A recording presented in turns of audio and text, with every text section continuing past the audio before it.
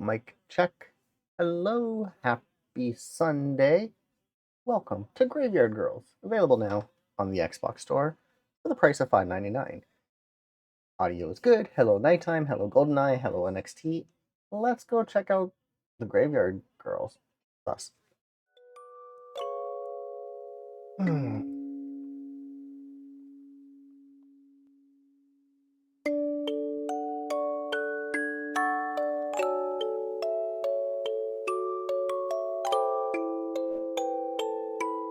I know it sounds wrong.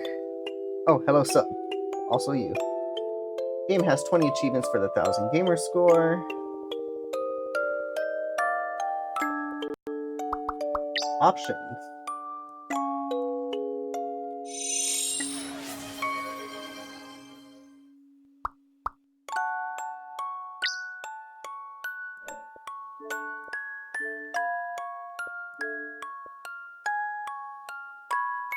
I'm doing good. It's Sunday. Jacksonville's playing, Ducks are playing. I can't watch the Jacksonville game, but I have the Seattle game on here, Ducks game on up there. No. I work Monday, Tuesday, Thursday, Friday. I get Wednesday off.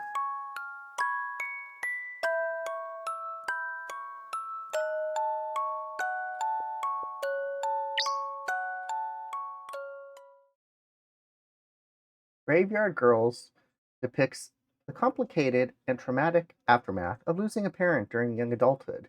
This topic has been addressed as authentically as possible.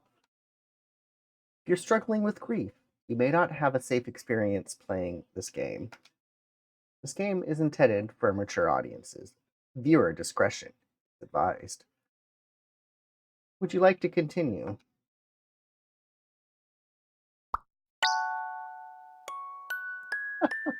I wanted to see what would happen if you said no.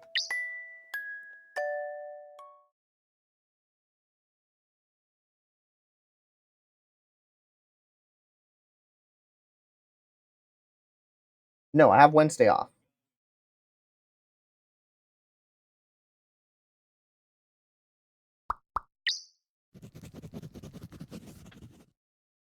Choices in this game unlock scribbles.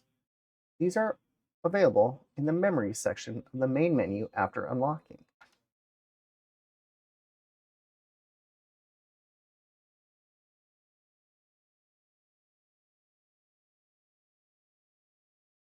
The leaves crunch below my feet as I make my way through the cemetery, counting each row that I pass. A frigid gust of wind catches my hair and blows it into my vision. Monday, Tuesday, Thursday, Friday, Wednesday off.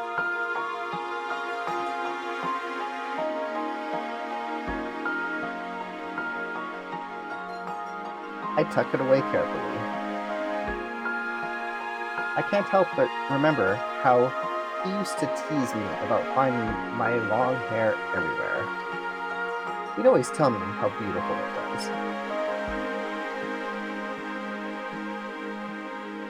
Once I find the section I've been searching for, I let out a sigh. Although it's not of relief. The cold stone inscription stares back at me, expressionless. Jason Gray, beloved husband and father. As I read the name quietly to myself, I feel like he's greeted me in his own way. What am I supposed to say? Nothing seems quite right, so I settle on the simplest of phrases. Hey, Dad. I made it. I know it's been a while.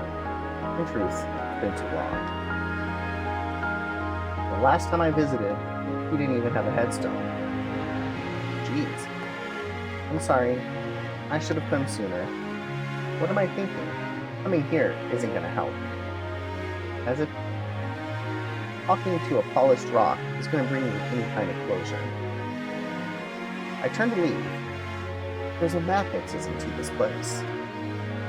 As if he'd reached for my hand and said, "You're leaving? Already?" I gaze back at his headstone and whisper to myself, "You want me to stay? Fine."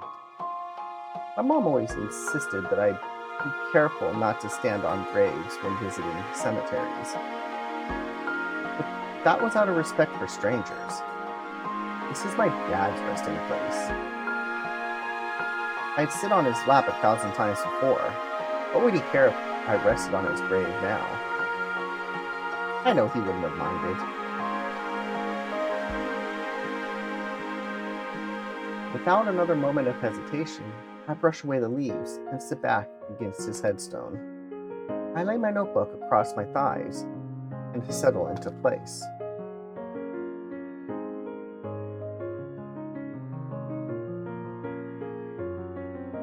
I'm staying for a while. I'm getting comfy. I glimpse towards the late afternoon sun and pause to admire the glow of autumn. Who scored?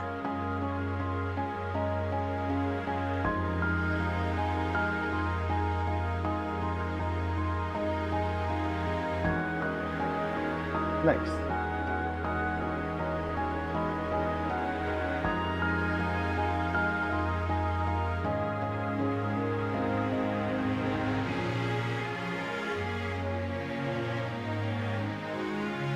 We love this time of year. Well, I'm guessing not much has changed with you. We appreciate that sarcasm. Dark humor was his thing. That's probably where I got it from. I'll just sit here and talk to myself. Ooh, you talk. Like a crazy person. I take a deep breath in. The crisp air won't soothe the ache in my lungs. I need to say something. Anything. Talk about Mom.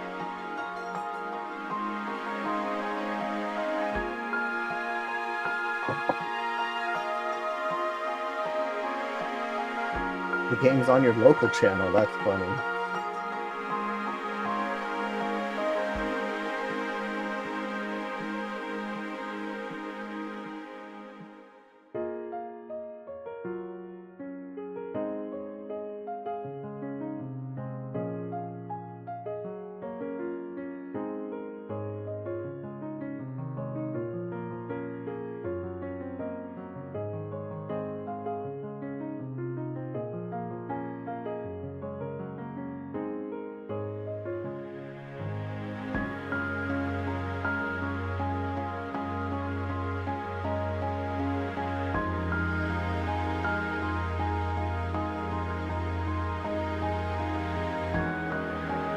Cassie.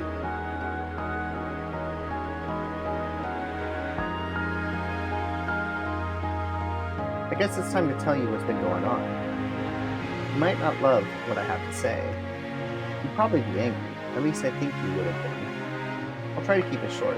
So, you died. And no one saw it coming. One day, you were gone. Yeah. I don't think I processed that yet, to be honest. Mom couldn't handle the pain, so she shut down. I guess that was her coping mechanism. Cassie. She spent months crying over you. She barely slept, or ate. I didn't expect this to be easy, but I thought I'd still have my mom to lean on. I convinced myself that I was lucky to have her, regardless of how she was handling this.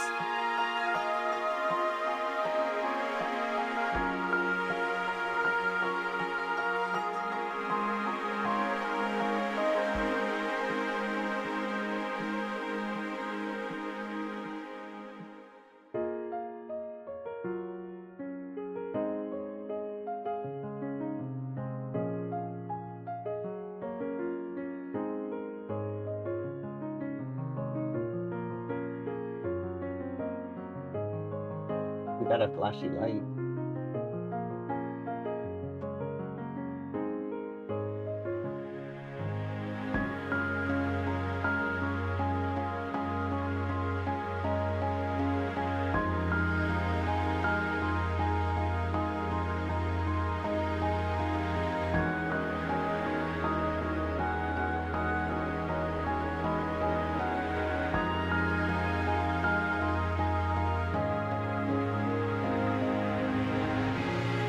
What are you trying to do?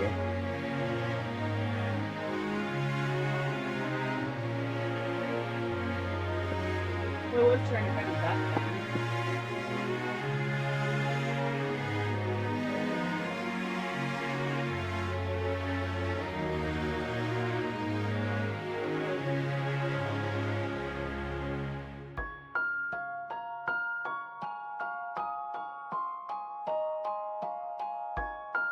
Alright, I set up the game on my iPad. I can put football on the big TV.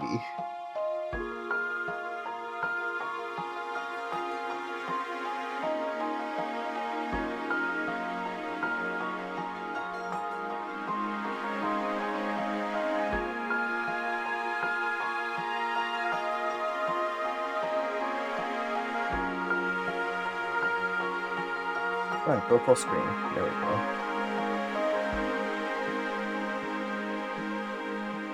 Alright, back to the game.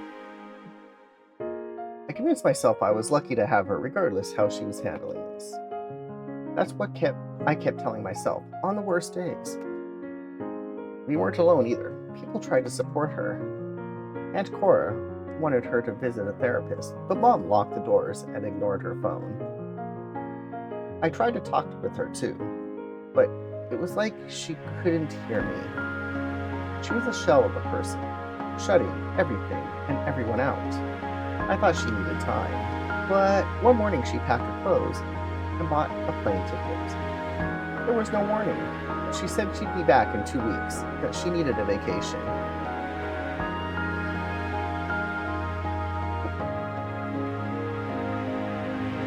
Mom left, and it sucks to say, but I knew she wouldn't come back.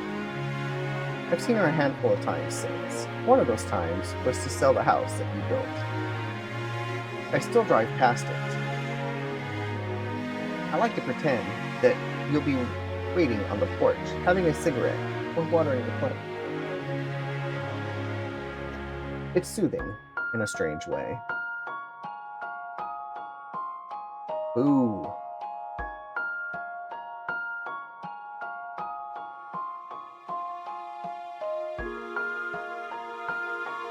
Like opening my favorite chapter in an old book, pretending I don't know the ending. I pause to catch my breath. Mom's in an apartment on the other side of the country with her new boyfriend, but I stayed here. She helped with my tuition and rent, but she's gone. Honestly, if you saw her today, you wouldn't recognize her. feel like I never really knew her. She left me behind, and I think it's because I remind her of you. Yeah, they're playing well.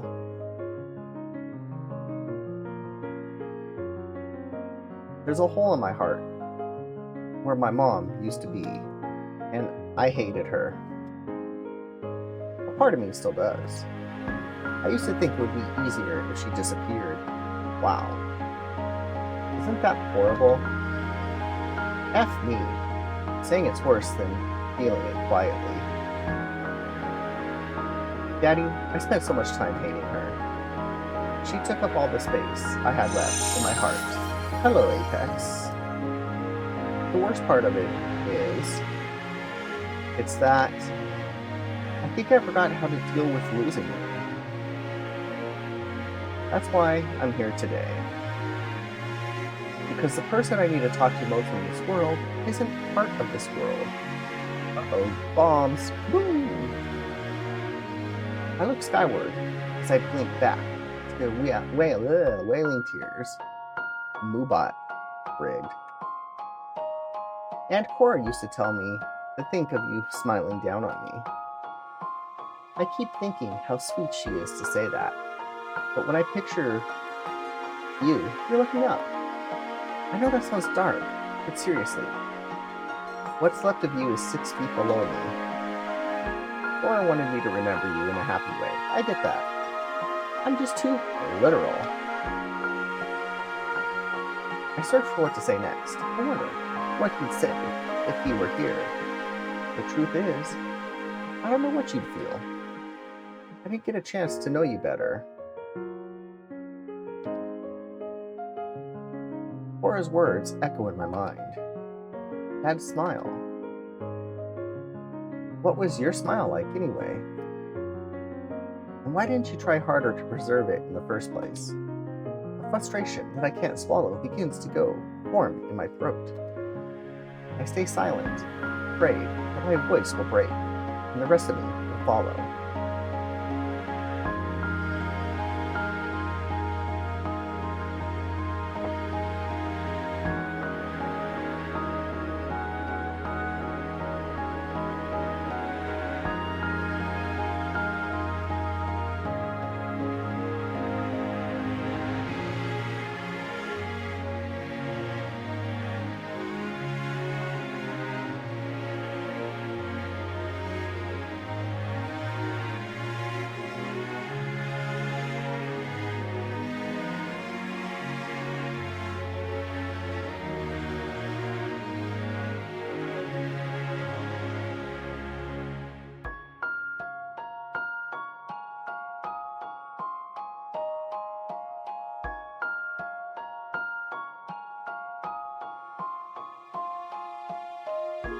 I do my best to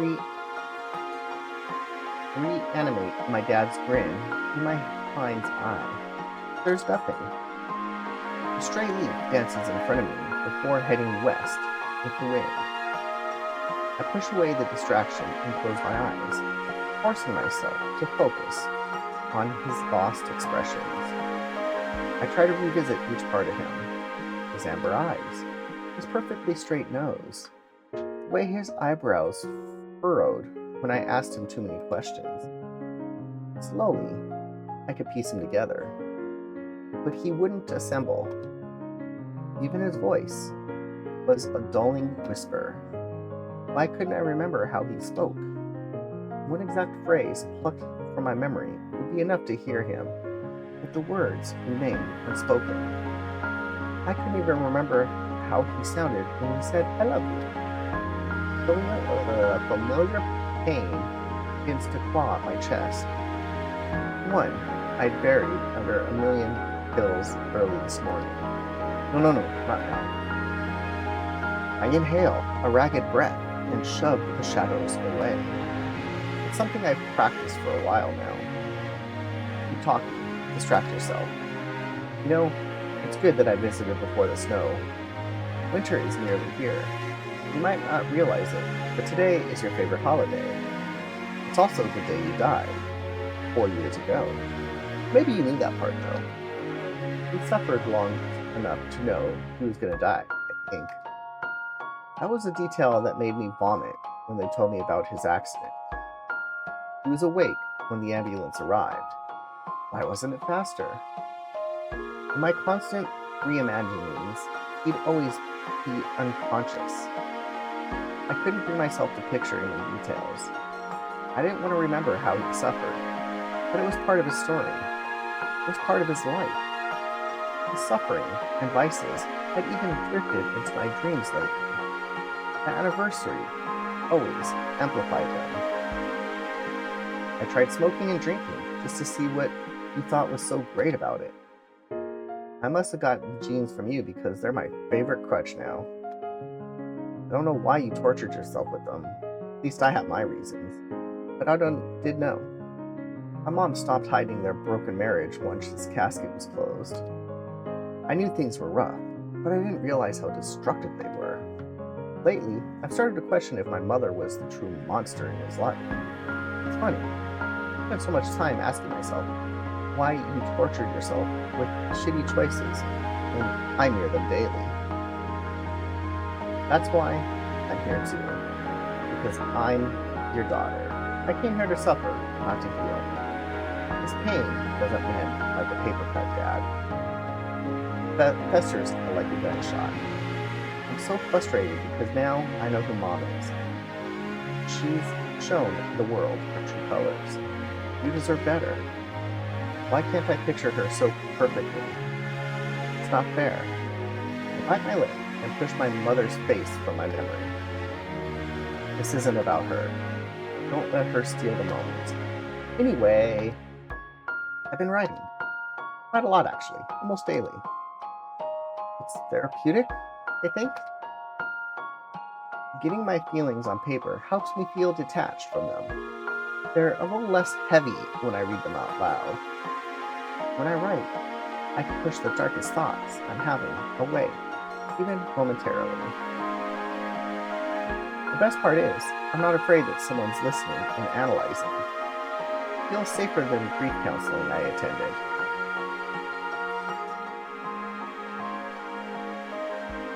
I don't think the professionals were judging me, but they listened and I feel them processing my words and misunderstanding.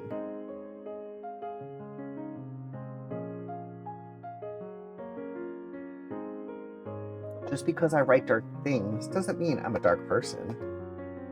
I'm reaching for brighter thoughts and feelings when I let those words go. My new therapist understands.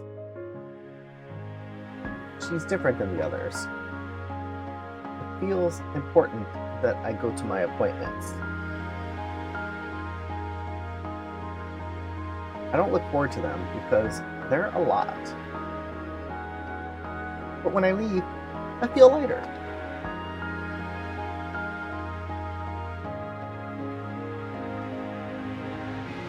Like I've lessened the load on my shoulders. I get scared sometimes because each day is a wild card. I hate feeling like everything's out of my control. I'm terrified that therapy can't save me. I don't want to bottle things up again. Holding that shit in was the worst idea I've ever had. Fuck it. Dad, I'm done pretending. I drink. I smoke. I popped some pills before I left the house. I'll do anything to be numb. And I'm afraid that scribbling my feelings isn't enough. I thought the pain was dulling, but it's worse than the day you died. I know you're not here today, but I keep picturing you in every tomorrow.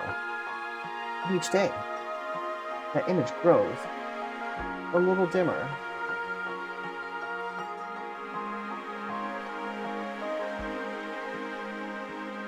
Between losing you and Mom taking off, I've been trying so hard to feel empty.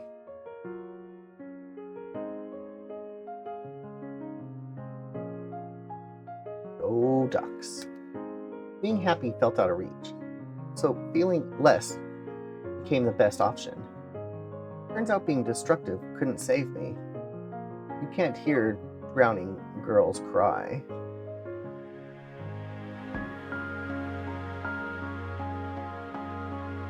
I wipe away the overflowing stream of tears with my sleeve and shut my eyes. Practice those deep breaths. It's okay to be upset. I inhale and exhale, but the breaths are intruded on. The earth sways below as a sensation of floating overcomes me, almost like sitting on a boat. Uh-oh. Why does it feel like the world's drifting? Probably those stupid allergy pills. A twinge of concern washes over me as I try to imagine the state of my liver, but I excuse the thoughts quickly. It's not like I eat vegetables or drink enough water anyway. Coffee, bread, and cheese are my food groups. It was dumb to take more pills before leaving. I know it's a bad day when they can't keep me from crying. I try to focus on the positives. At least I was doing better. Taking them as prescribed was a challenge, but I managed. I managed to for quite a while. Today was a hiccup. They're usually a subtle but helpful bandage.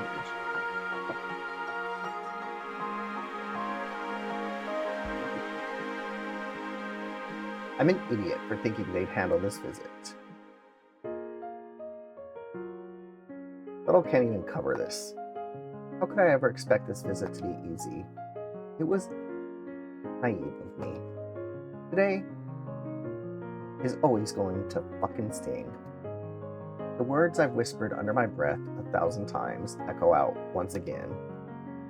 You're never gonna be okay. I sit with the words. You're never gonna be okay. Never, ever, again. I told myself that I needed to get those words out of my system. But I know that they're bound to sit on the tip of my tongue again, waiting to escape. With my eyes still shut, I sigh, and I let my thoughts drift with the vertigo. Maybe those pills weren't so useless. Chilly gust lifts fluttering leaves away from the earth. I can hear them dancing through the air. I begin to imagine that I am flying with them, whirling away from this place, away from my body.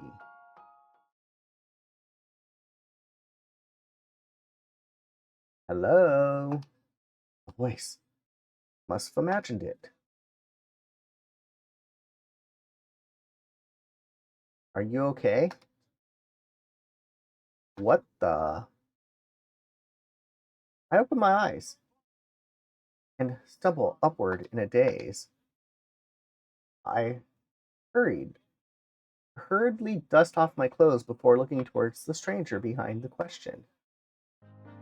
Sorry, I didn't mean to scare you. I'm taken aback by her presence. I didn't expect to see anyone here. No, it's fine. You didn't scare me. My throbbing heart tells a different story. I suddenly feel thankful that I'm not the blushing type. Are you alright? I'm fine, why?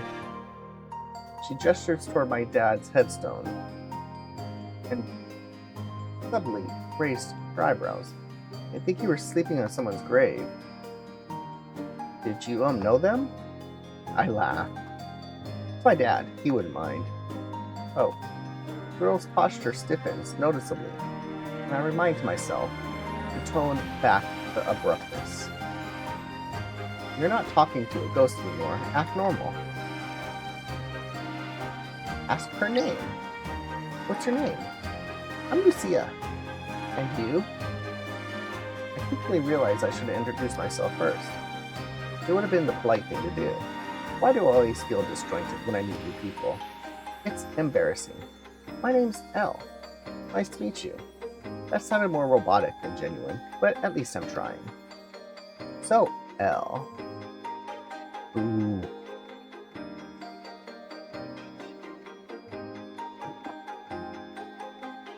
Do you mind if I ask why you're napping in a cemetery? Well, it wasn't on the agenda. I took allergy medication and it hit a little harder than I anticipated. Oof, I've been there. What are you allergic to? I scrambled to come up with a good excuse. Not too sure. Everything. I had some hives and I figured it was best to take a pill. Or four. I get it sometimes. Cats make my eyes itchy. I pet them anyway. They're worth it. I can't help but smile back at Lucia. She seems sweet. So you were visiting someone too? Lucia's smile filters. Nice job. You're always good at brightening the room. Nice jump. My sister passed away. Her name was Kate. She died last week. I can't help but regurgitate the sentence that everyone has spoken to me in the past. I'm sorry for your loss. Lucia shifts her feet uncomfortably and stares at the ground. I remember standing like that too, unsure how to respond. Sorry, that wasn't the right thing to say. I don't mind. It's what everyone says. I know. I've been there. My dad died 4 years ago. The memories are still pretty fresh. Lucia's eyes widen fearfully. They are? I struggle to backtrack, jumping to console her as best I can. Not in the same way that you're feeling. I mean that it's his anniversary today, so it feels closer than usual. Lucia's shoulders drop slightly as her gaze softens. That's understandable. I get it now. I'll be visiting on Kate's day too. Does visiting get easier? A Molotov mixture of disgust and embarrassment builds in my chest. What am I supposed to say?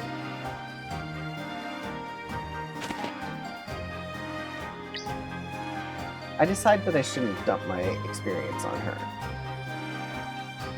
She has enough going on right now. I don't need to freak her out about dealing with complicated grief.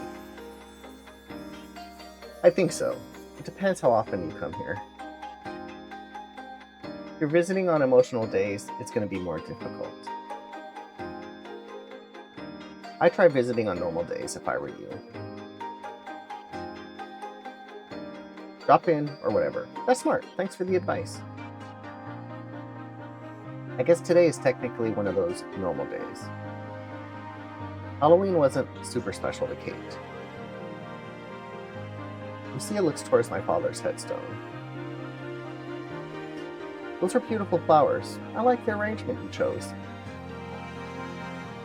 I bite my lip unconsciously. Thanks. But I didn't leave those. I think his sister was here earlier. Cora is big on flowers. Oh, well, she has good taste. Sorry to focus on the flowers. I can't help myself. I'm a florist. That's interesting. The anxious realization that I never thought to bring my dad flowers hits me. It's never even crossed my mind. Does Lucia think it's rude that I didn't? Jordan! Maybe you could struggle, or maybe you could suggest a bouquet for my dad. I should have brought one. Hey, if it's not your thing, don't feel like you have to buy them. Lucia smiles carefully as she reads me like an open book. I do have an idea, though. If you want to leave him something meaningful, please, I'd love to. I expect not to mean that, but for some reason, I want to. Wait here, please. I nod. I flip through my notes instead of staring after her. My best not to act entranced. Where did this girl come from? She's so sweet. I didn't say anything. The crunch of falling leaves under footsteps carries me from the distance. Lucia stands closer than before. I brought you this. She reaches into her bag and extends her hand.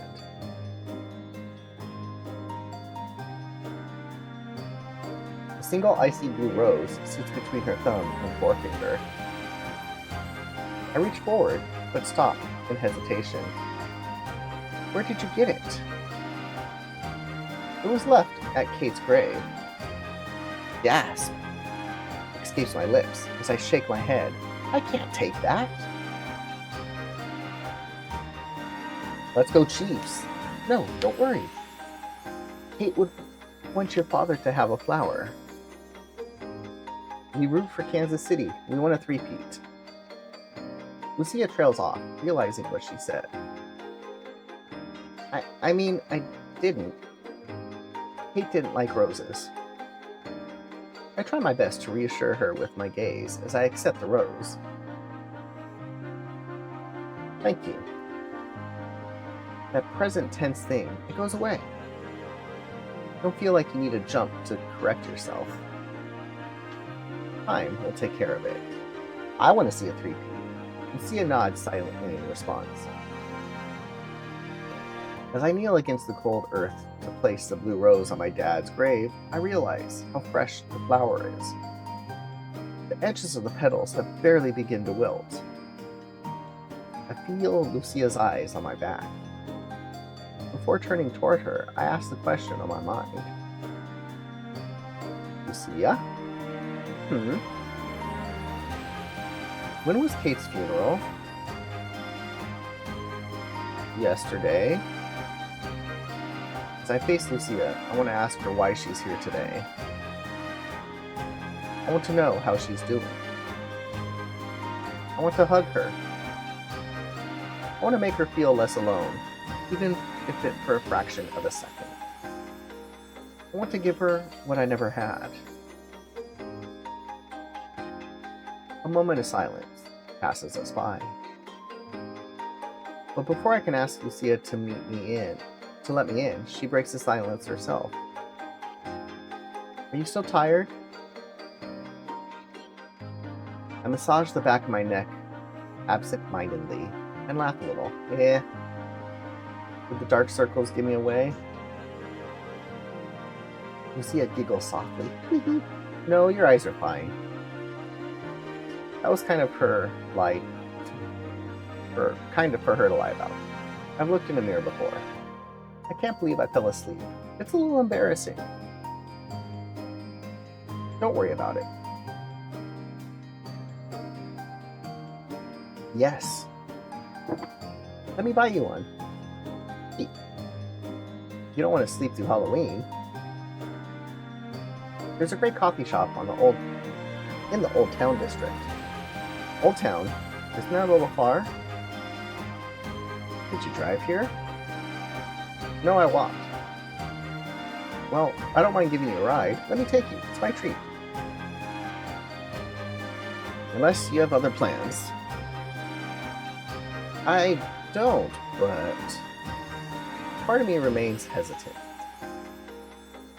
Getting into cars with strangers isn't something my parents encourage, that's for sure.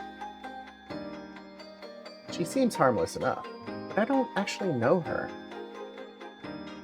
Plus, today is not exactly an easy day for me.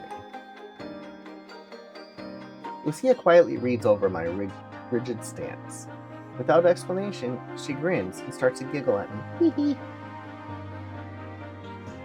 Do you want to take a selfie together? What?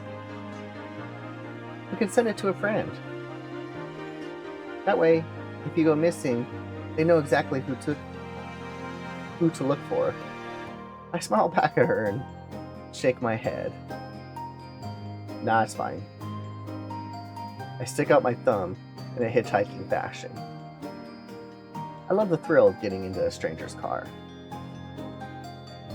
Lucia playfully rolls her eyes before winking at me. Buckle up then, we're going for a ride.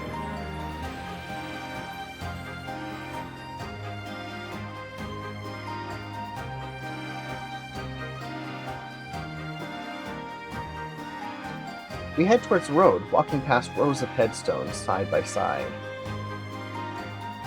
I didn't imagine I'd be leaving here with someone. The feeling of walking close to her is strangely comforting. I guess I always expected to be here alone. Even if I had a special person in my life, I wouldn't ask them to come here. It's hard to understand what it's like to visit this place, unless you're missing someone.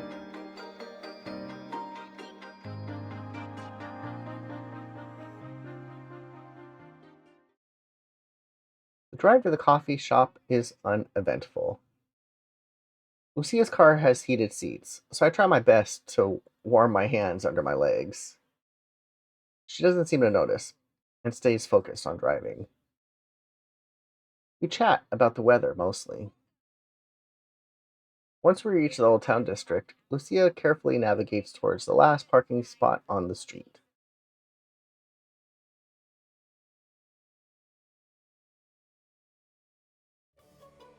This is the place.